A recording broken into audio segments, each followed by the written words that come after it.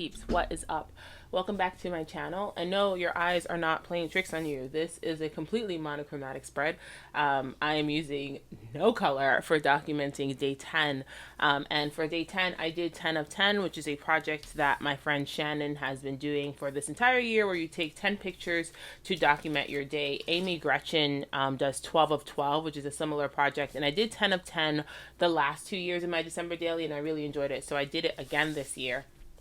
And all my photos were different colors and different lighting, so I figured it would just be easiest to print them all black and white, and then I really went with it and made the whole spread black and white. Now, I will quickly insert some footage of me making this, because since I made the entire project in Photoshop, there was not much as far as like crafting to show you.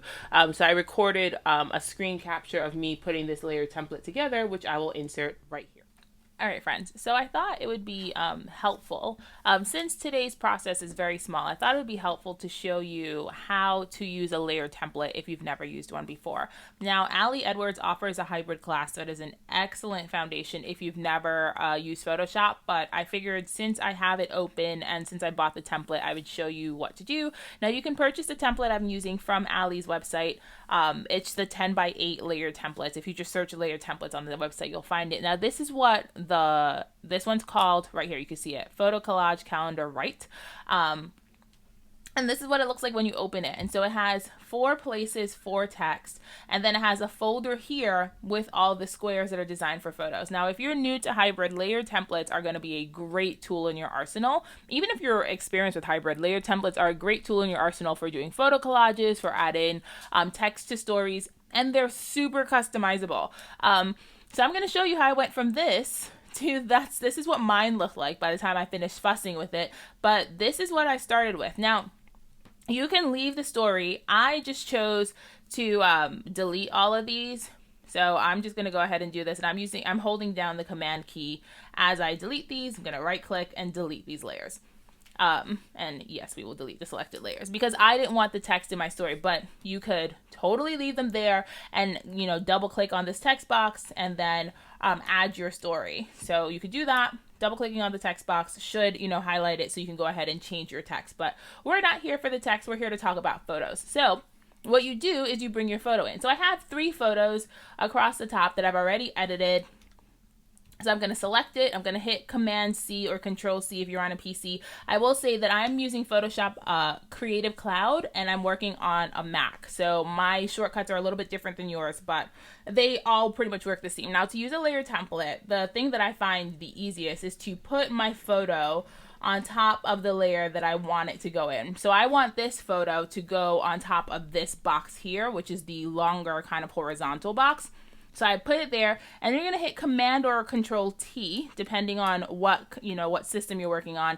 And then when you resize a photo, at least in the Photoshop version that I'm working in, holding down the Shift key keeps the dimensions of the photo as you're working.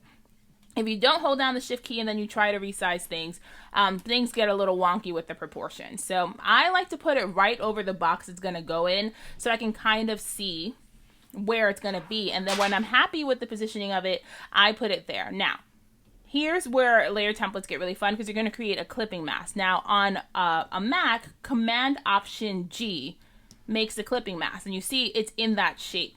I'm going to undo that, because if you don't know the shortcuts, you can right click here and then go through your options, and there's an option to create clipping mask, and it does the same thing. You can hit Command Option G on a Mac, or you can right click and create a clipping mask. And what I like to do is select both layers and hit Command E, and then that groups it together, because I'll show you what happens if you don't do that. If you put it in the clipping mask but you don't group it together, you see how you can click on that and still move it around? So I like to, once I have it in good position, I like to merge those layers together so that if I do that, it moves the whole layer and not the photo, just the photo, if that makes sense. So you do that. I'm going to grab another photo, same thing, select it, copy it, and put it right in my layer template. And this one I'm going to put over a kind of vertical orientation. So I put it over there. We're going to do the same thing. Command T, resize it. And again, I did a lot more work on my final version. I'm just showing you how you would do this. And I'm doing this on a laptop. I don't even have like a full desktop. I'm working on a MacBook Pro, and Photoshop, works great for me here. So I have it here. I kind of like where it's set. Gonna put it in the clipping mask, and then once it's in the clipping mask, then I can kind of rearrange it so that what is in frame is what I want in frame. Once what's in frame is what I wanted in frame, gonna select the layers and then merge them down. So that's pretty much how you use a layer template. Now, the other thing I did was I went ahead and, like I said, I deleted these text boxes. So I'm gonna select these. We're gonna delete these layers. And the cool thing about a layer template is you're not married to what the designer did. So you can do something like this. Like you could put this one all the way down here, and then you could say you wanted to enlarge this template. You hit Command T, and then you just enlarge this template. And now you have a larger space for a photo. And if you wanted to put like this one down here, and you know, maybe enlarge this one as well, you just click on the layers and enlarge them again, and then you can fuss with the general schematic, which is how I took the original layer template and I got to this, which has no journaling. Also, this was designed to have 12 photos and I only wanted 10. So I deleted like 2 squares, left myself with 10, and fussed around with, you know, resizing it, put my photos in there and saved it. So I hope that that little Photoshop tip was helpful if you've never worked with a layer template. And if you haven't worked with a layer template, I hope it inspired you to give one a go. Okay, so I hope you enjoyed seeing how to work with a layered template if you've never worked with one before. They are an incredible resource, especially if you're new to hybrid scrapbooking and you want to make a collage. The other thing I did, which I was pretty sure I had recorded and then realized that I didn't record, was I did some heat embossing on my title, which is 10 of 10. I did the exact same thing I did for day 7. So if you want to see how I did this, then you can head over to the day 7 video if you haven't watched it already. But I just used the star stamp add-on.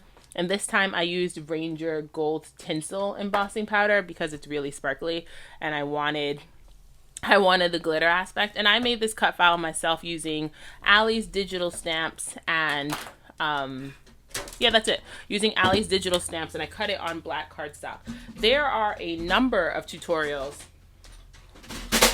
Sorry, I needed something. There are a number of tutorials out there on how to take digital stamps and make a cut file. So I highly recommend you give one of those a try. I am not the best person to learn from because I do a bunch of silly things when I do them, and I make like a few mistakes. When I did this 10 of 10, like it was a project to get. Let me just tell you, it was a project to get here. So I'm not the best one to learn from, but there are tons of tutorials from people who actually know what they're doing on how to do something like this. And I just scored it at the 1-inch mark because it's going to look like this. Like I kind of want the title. Actually, I think I might score it a little further back. I thought about scoring it at the 1-inch mark. I might as well score it at the 1.5. And sorry about all the clatter. Every time I move my scoreboard or I move my paper trimmer, there's a ton of noise. But when I cut this with a large enough rectangle that I had room to score it wherever I decided to score it, and then I embossed it. Okay. I think I'm happy with that. There we go. I think I like that much more. So as far as crafting goes, this page, this is like, again, this is part of the reason I enjoy hybrid so much, is you can make your whole page in Photoshop and literally just print things out. I'm going to use my paper trimmer to trim that excess, and I'm not going to play myself and try to cut that with my scissor and ruin it. You can put a whole page together in Photoshop in maybe 15-ish minutes, depending on how ambitious you're getting. I think I said in the Photoshop tutorial section that it took me maybe 15 minutes. It took me a little bit longer because I was fussing with the template. I was moving things around, but if I had just stuck to the template the way Lisa and Ali designed it, I would have been done much faster.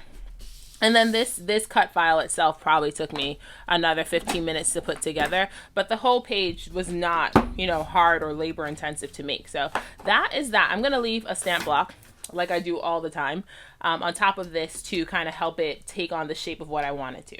Okay, so as far as the side with my journaling goes, what I did, and I don't know if I've ever done this, where I printed my journaling white on black, but I don't know, I just really wanted to try the contrast and see how it worked, especially since I cut my cut file on black. So I opened a Photoshop canvas that was 6.75 by 8.25, because that's the back side of what I had from day 9, because this is day 10.